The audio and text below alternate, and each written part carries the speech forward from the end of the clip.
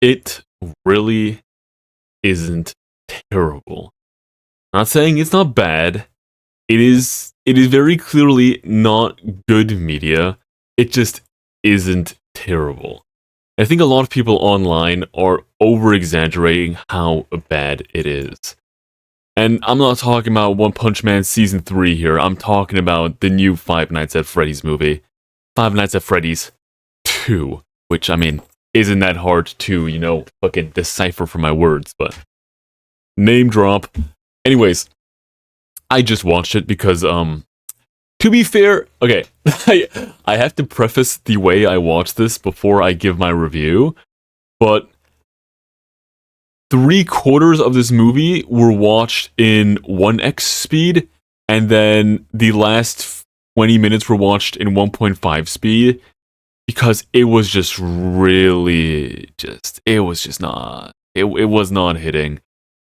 And I didn't want to sit there for those, like, the rest of those 30 minutes and watch, so I might have sped up just a bit at the end.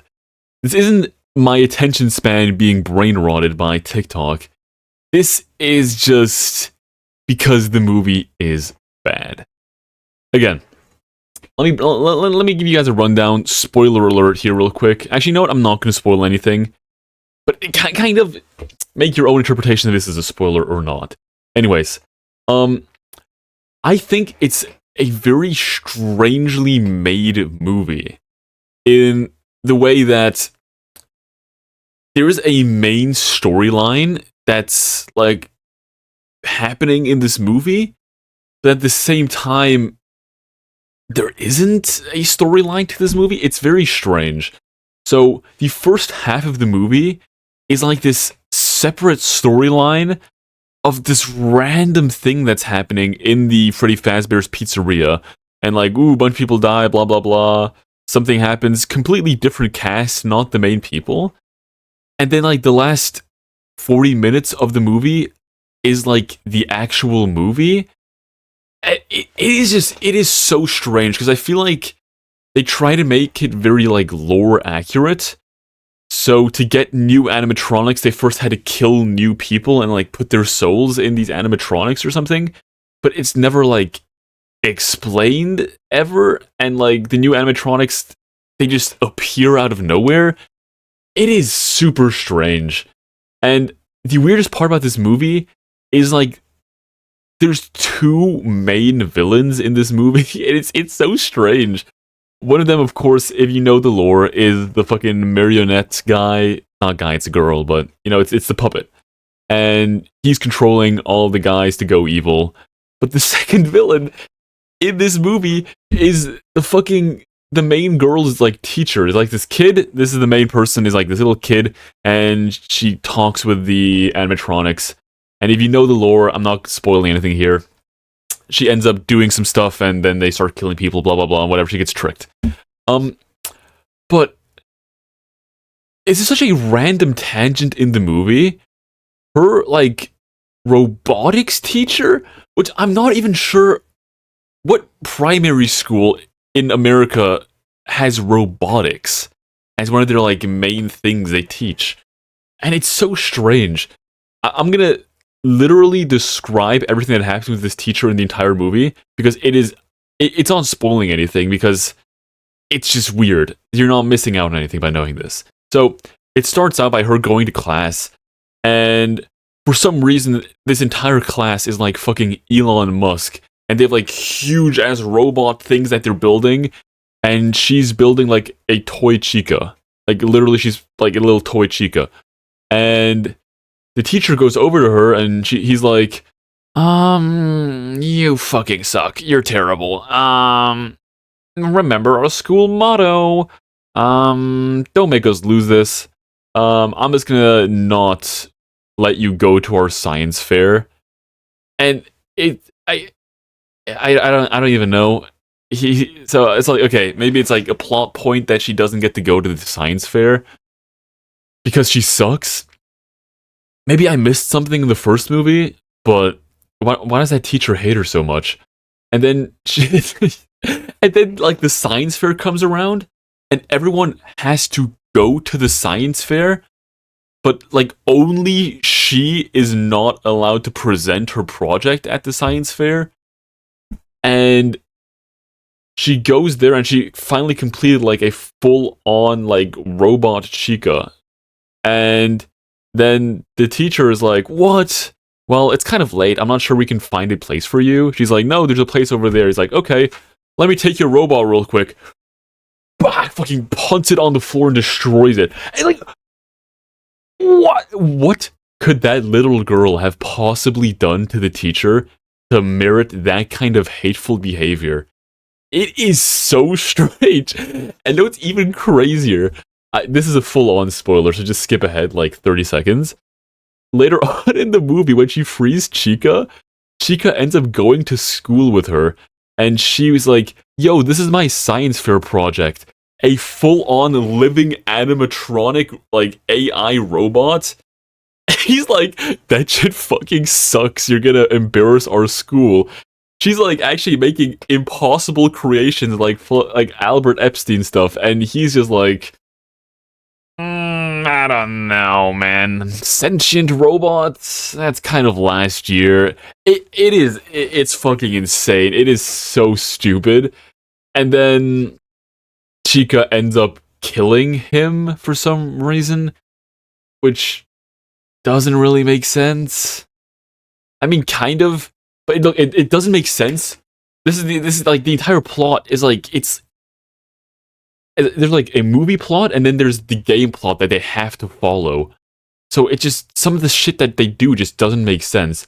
So she kills the teacher because she's defending Abby, which is the small kid, because she's like, "Wow, why are you being so mean?" Problem is that isn't actually Chica, and they're following a plot line that is actually the puppet like controlling Chica, so she doesn't actually have a reason to take up for Abby, and the puppet even like threatens to kill Abby like a few times, like in a few scenes ago. So there's no reason for her to kill this person, and then also it's just weird. The puppet is like, "Yo, I only kill parents because the parents failed me, so now I must kill all parents," which I mean, I don't understand, but I guess it's explained somehow in the actual game. And then she goes to a house of just like some old people that we don't even know if they have children.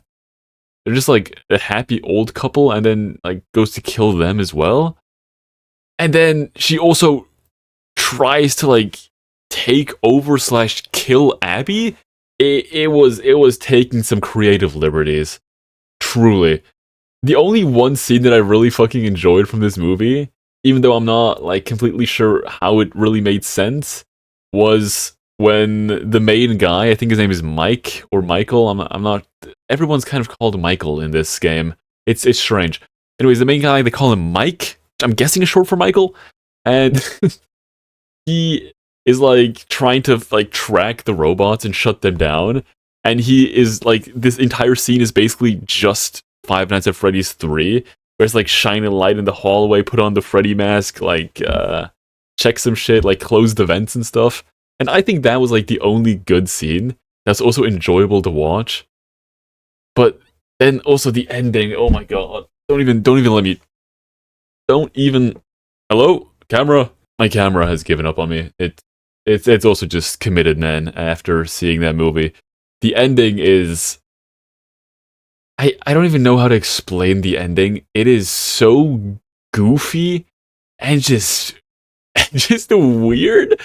And it's kind of like what's that fucking movie called? It's like Moonfall, where the ending is like forcing a sequel. You know what I mean? It's so strange. So basically, I'll explain the ending. They all go back to the main person's house, and even though all the animatronics should have had their systems shut down, they somehow get online again, and then they all corner everyone, and then William Afton comes in, he's like, "My name is it Michael Afton or William Afton? I don't know, I'm confusing names." Anyway, he does like the big name drop, like, I'm this guy whose name you should know because I'm in the games. And then, I mean, a lot of people have compared this scene to the Avenger Endgame, like, portal scene, and it actually does make sense. Because, like, the window breaks and, like, Mangler comes in, then the fucking withered Bonnie and, like, all the fucking random evil people start, like, appearing and, like, we have you surrounded. And then the weirdest monologue ever comes from the bad guy, because one of the main characters who's fighting against the animatronics is, like, the daughter of the old bad guy, and then he's like, how dare you betray our father's legacy? Because they're like somehow related. I don't fucking know. It's like never really explained. He's like, how dare you not be killing children and imprisoning their soul? This is your legacy. And it's like, what is his motivation for doing this? He's killing children because that's his father's legacy. This is what you have to do. Like, it's just not well explained. And then they're all surrounded, and he's like, kill them. And then, like, literal Avenger styles, all of the fucking original animatronics start showing up, and, like, not even, they don't, this is the entire goofy part. There's no fight scene. They just, like, rip the heads off of the other animatronics, and then everyone is saved. But then the animatronics die because you're not, like, allowed out of the main pizzeria. And then, this is the stupidest part of the entire thing. Throughout this entire movie, the main girl, who is the daughter of the main bad guy from the first movie, she's, like, fighting, like, to, like, not let the fucking demonic shit out of Freddy's Pizzeria. She's like, yo, don't let your fucking daughter go to those actual killer robots, please. And the main guy, Mike, is like, stay out of my family business. She is just suffering. And she's like, brother, what the fuck are you on about? And then she's trying to, like, save people from dying and, like, a massacre happening. And then she ends up getting, like, tied up in the pizzeria, and he goes to save her, blah, blah, blah. And at the end of the movie, he's like, never talk to us again. I don't even know, like, what? This literally has nothing to do with her. She saved his daughter. She saved so many people. She's constantly working on not letting actual, like, demons kill children. And then he's like, this is all your fault. Never talk to me again. And then he walks away. And then and then there's, like, this, right before the credits roll, there's a scene where the fucking puppet, like, fucking sneaks up behind her and, like, jumps into her. And then she's, like, possessed, and she has, like, an actual TikTok filter where she's like,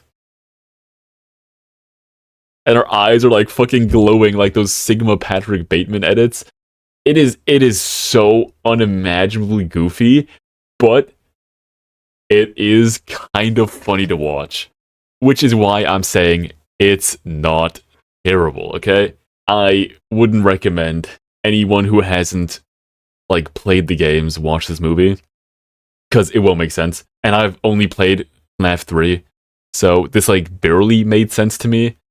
It's just not it, honestly. If you like Five Nights at Freddy's, though, you probably will enjoy this. And besides that, that's about it. I'd give it 37.5. It's not a horror movie either. There's, like, almost no jump scares. At least no, like, scary jump scares. They keep doing this thing where this is also something that's so stupid, is instead of having, like, actual jump scares, 90% of the times when you see the animatronics, it's someone closing a door, like a refrigerator or something, and they're just, like, standing behind you, or, like, he's right behind me, and then they turn around and he's right behind them. It's just not, like, well made. But all in all, 37.5 out of 100. If you like FNAF, give it a watch. If you don't know what FNAF is, don't inflict the suffering upon yourself. And as always, see you guys tomorrow. Bye bye.